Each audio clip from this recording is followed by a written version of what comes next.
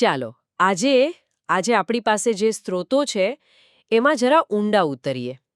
આજના વિષયનો મુખ્ય વિચાર એમ જુઓ તો એકદમ સીધો લાગે છે.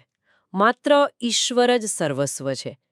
પણ જેમ જેમ આપણે આમાં ઉતરીશું ને તેમ સમજાશે કે આ એક વાક્ય પાછળ હમ, આખું બ્રહ્માંડ છુપાયેલું છે.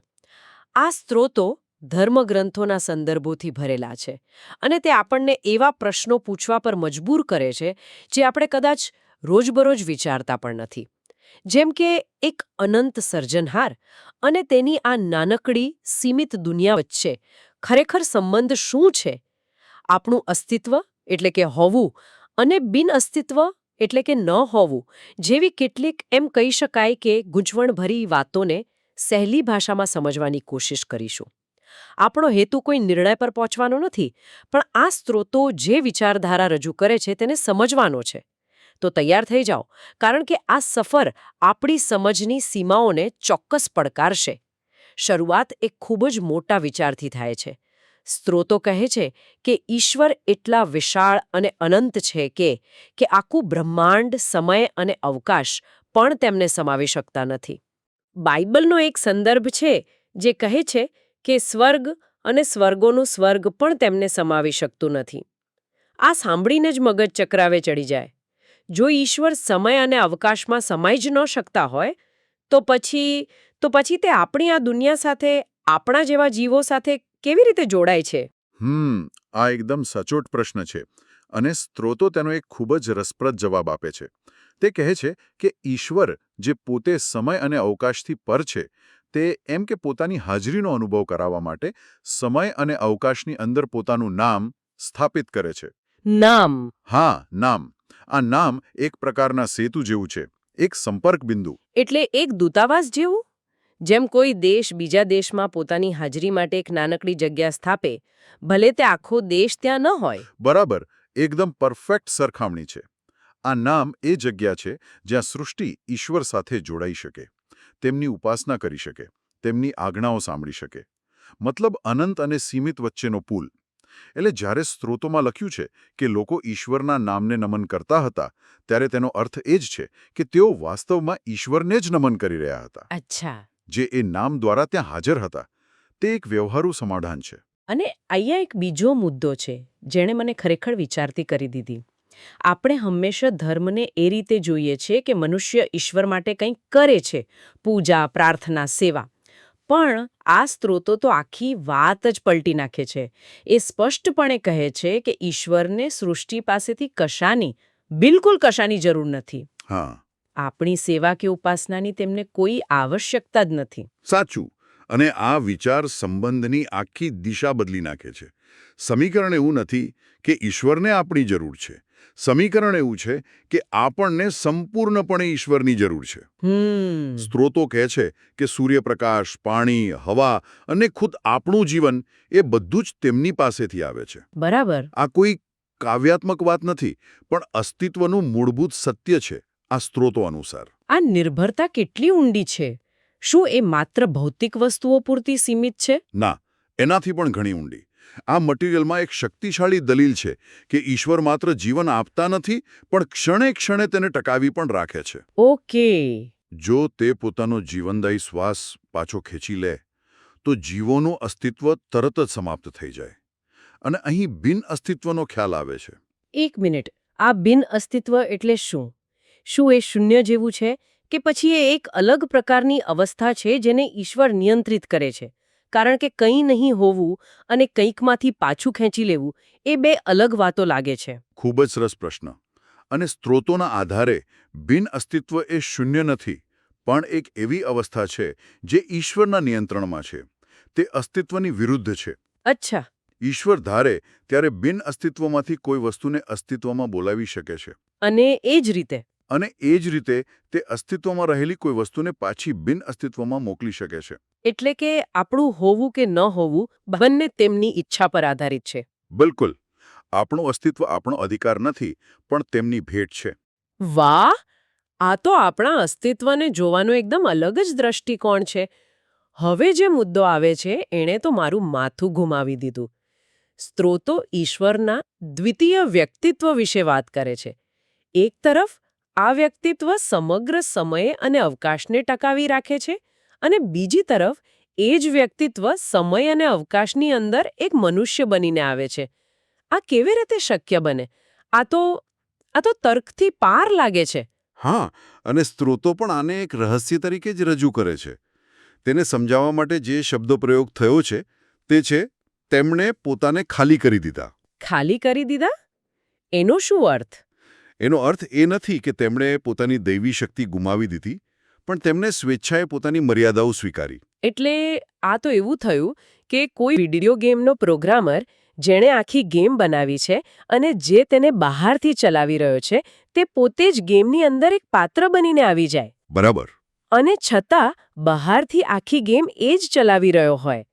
આ કલ્પના કરવી પણ અઘરી છે. તમારી સરખામણી એકદમ યોગ્ય છે. અને સ્ત્રોતો કહે છે કે આવું થવા પાછળ એક કારણ હતું.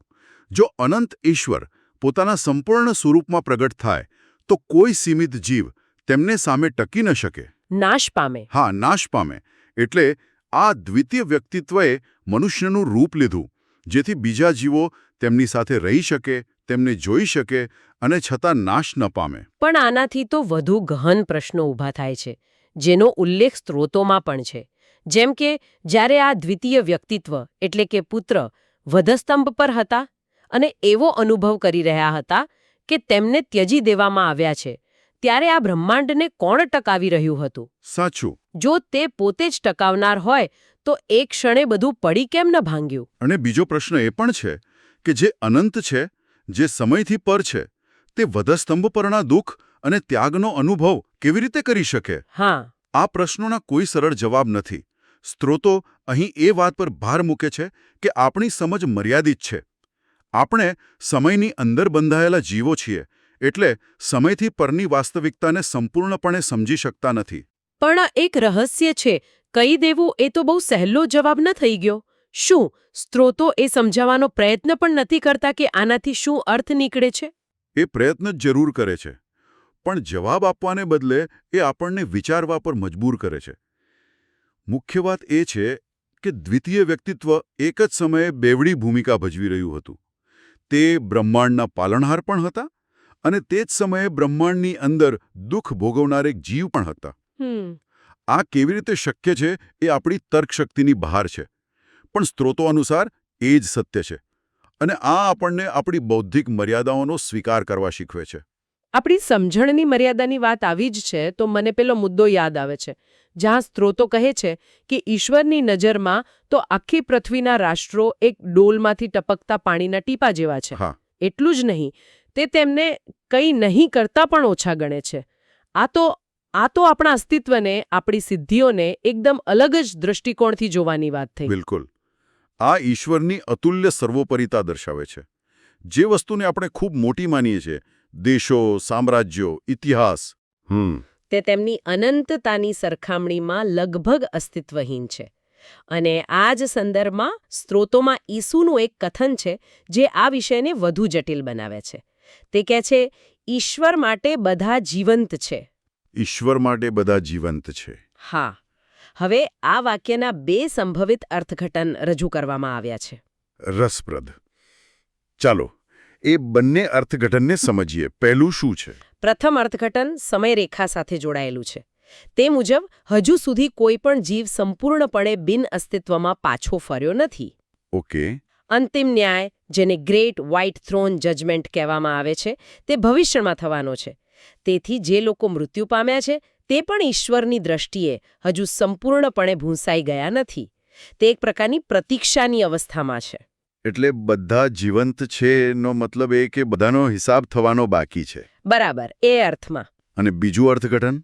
બીજું અર્થઘટન વધુ ધર્મશાસ્ત્રીય અને એમ કહી શકાય કે નૈતિક છે. તે મુજબ ઈશ્વરની દ્રષ્ટિમાં ફક્ત એ જ લોકો ખરેખર જીવંત છે જે તેમની આજ્ઞાઓનું પાલન કરે છે. અચ્છા, જે લોકો આજ્ઞાનું ઉલ્લંઘન કરે છે તેમને પહેલેથી જ મૃત માનવામાં આવે છે. ઓકે, આ બીજું અર્થઘટન થોડું કઠોર નથી લાગતું? એનો અર્થ એ થયો કે કોઈ વ્યક્તિ જે શ્વાસ લઈ રહી છે, ફરી રહી છે, તેને પણ આ દૃષ્ટિકોણથી મૃત ગણી શકાય? હા, અને આ જ તેની ગંભીરતા છે. અહીં જીવન અને મૃત્યુનો અર્થ શારીરિક અવસ્થા કરતાં વધુ આત્મિક અવસ્થા સાથે જોડાયેલો છે. આ વિચારધારા મુજબ જો કોઈ વ્યક્તિનો અંતિમ અંજામ અગ્નિની ખાઈમાં બિનઅસ્તિત્વમાં પાછા ફરવાનો નિશ્ચિત હોય તો ભલે તે આજે જીવિત દેખાતી હોય, ઈશ્વરની દૃષ્ટિએ તે મૃત સમાન છે. તેનું ભવિષ્ય તેની વર્તમાન સ્થિતિને વ્યાખ્યાયિત કરે છે. બરાબર. આનો અર્થ એ થયો કે મૃત્યુની વિભાવના પણ આપણે જે સમજીએ છીએ તેના કરતાં ઘણી જટિલ છે. સ્ત્રોતોમાં મૃત્યુ પછી અને અંતિમ ન્યાય પહેલાંના સમયગાળા માટે નિદ્રા શબ્દનો ઉપયોગ થયો છે.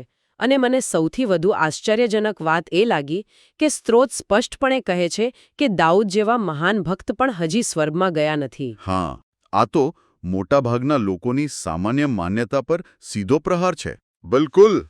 આ એક બોમ્બ શેલ જેવી વાત છે. સામાન્ય રીતે લોકો માને છે કે સારા લોકો મૃત્યુ પછી સીધા સ્વર્ગમાં જાય છે. પણ આ સ્ત્રોતો એક ખૂબ જ વિશિષ્ટ સમયરેખા રજૂ કરે છે. તે મુજબ અત્યાર સુધી ફક્ત ઈસુ જ સ્વર્ગમાં ગયા છે. તો પછી દાઉદ અને બીજા બધા ક્યાં છે? સ્ત્રોતો અનુસાર તેઓ પૃથ્વી પર નિદ્રામાં છે, એટલે કે મૃત્યુની અવસ્થામાં. અને પોતાના પુનરુત્થાનની રાહ જોઈ રહ્યા છે. બરાબર. અને અહીં પ્રથમ પુનરુત્થાનનો એક ખાસ ઉલ્લેખ છે. પ્રથમ પુનરુત્થાન? હા, આ પુનરુત્થાન શહીદોના એક ચોક્કસ જૂથ માટે આરક્ષિત છે. તેમના પુનરુત્થાનથી એ સાબિત થશે કે ઈશ્વરની આજ્ઞાઓનું પાલન કરવું શક્ય હતું અને તે ન્યાયી હતી. ઓકે. અને આ ઘટના પછી જ અંતિમ ન્યાયનો લાંબો સમયગાળો શરૂ થશે, જેમાં બાકીના બધાનું પુનરુત્થાન અને ન્યાય થશે. એટલે આ એક ખૂબ જ વ્યવસ્થિત અને તબક્કાવાર યોજના છે. તો આપણે આખી ચર્ચાને અંતે ક્યાં પહોંચ્યા? આપણે ઈશ્વરની અનંત વિશાળતાથી શરૂઆત કરી. પછી સર્જકના પોતે સૃષ્ટિમાં આવવાના વિરોધાભાસને સમજવાનો પ્રયત્ન કર્યો અને અંતે અસ્તિત્વ, બિનઅસ્તિત્વ, જીવન અને મૃત્યુના અર્થને ફરીથી તપાસ્યા. આ બધી ગહન વાતોમાંથી શ્રોતાઓ માટે મુખ્ય શીખ શું છે? જો આપણે આ બધી ચર્ચાનો સાર કાઢીએ તો કેન્દ્રીય વિચાર ઈશ્વરની સંપૂર્ણ સાર્વભૌમત્વનો છે. એટલે કે બધું જ તેમના નિયંત્રણમાં છે. બ્રહ્માંડ કેમ અસ્તિત્વમાં છે, આપણું જીવન કેમ ટકી રહ્યું છે, મૃત્યુ પછી આત્માનું શું થાય છે, આ બધું જ સંપૂર્ણપણે તેમના નિયંત્રણ અને તેમના હેતુ હેઠળ છે. બરાબર. મને લાગે છે કે સ્ત્રોતો વારંવાર એક વાત પર ભાર મૂકે છે. શું કામચલાઉ છે અને શું શાશ્વત છે, તે વચ્ચેનો ભેદ સમજવો ખૂબ જ જરૂરી છે. સાચું. આપણું અસ્તિત્વ, આ સૃષ્ટિ, આપણો સમય, આ બધું કામચલાઉ છે. શાશ્વત ફક્ત ઈશ્વર અને તેમનો હેતુ છે. આ ચર્ચા એક અંતિમ વિચારશીલ પ્રશ્ન તરફ દોરી જાય છે. આપણે વારંવાર એ મુદ્દા પર પાછા આવ્યા કે આપણી સમજણ સમય અને અવકાશની અંદર બંધાયેલી હોવાથી મર્યાદિત છે. અને સ્ત્રોતો પણ સ્પષ્ટ કરે છે કે અમુક વસ્તુઓ આપણા માટે રહસ્ય જ રહેશે. આના પરથી એક પ્રશ્ન ઊભો થાય છે જેના પર શ્રોતાઓ વિચાર કરી શકે છે. જો આપણી વાસ્તવિકતા વિશેની સમગ્ર ધારણા સમય અને અવકાશ સુધી સીમિત હોય અને તે સમય અવકાશ પોતે જ એક એવા વ્યક્તિત્વ દ્વારા ટકાવી રાખવામાં આવ્યું હોય જેણે તેમાં પ્રવેશ પણ કર્યો હોય, તો અસ્તિત્વના એવા કયા મૂળભૂત પાસાઓ હોઈ શકે છે? વાસ્તવિકતાના એવા કયા નિયમો હોઈ શકે છે જેને આપણે સમજવા કે અનુભવવામાં સંપૂર્ણપણે અસમર્થ છીએ? જાણે કે આપણે કોઈ ગેમની અંદરના પાત્રો હોઈએ અને ગેમના ઓપરેટિંગ સિસ્ટમના મૂળભૂત કોડને ક્યારેય જ ન જોઈ શકીએ.